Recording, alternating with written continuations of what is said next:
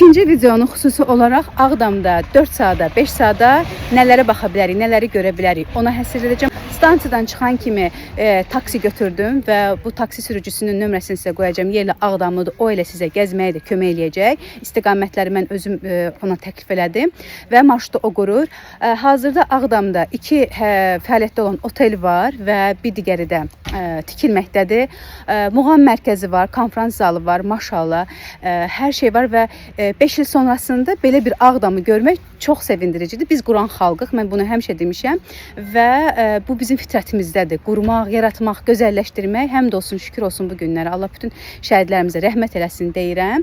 Yaşayış evləri tikilib, yaşayış var və hələ də tikilməkdədir. Uzaqda dağların ətəyində bəzi kəndlər bərpa olunur. Çox gözəldir bu şeylər və insanın ruhuna yaxşı təsir edir. İkinci dayanacaq olaraq Ağdam Cümə məscidindəyik. İndi ananı bu gözəl məscidlə tanış edəcəm.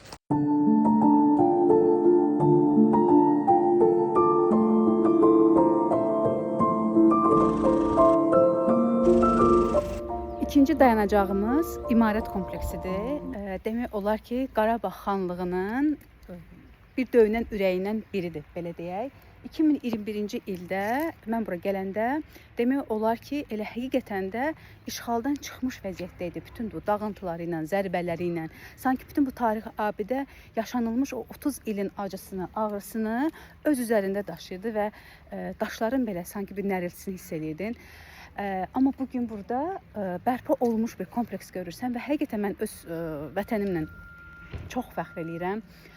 Dövlətçiliyimizlə, quruculuğumuzla çox fəxr eləyirəm və bu kompleksi bu şəkildə, bu gözəllikdə yenidən bərpa etmək, səliqəyə salmaq digər tərəfdən bir növ bizim bir mənəvi borcumuzdur. Çünki Qarabağ xanlarının da, Xurşud Banu Natavanın da ruhu şaddır.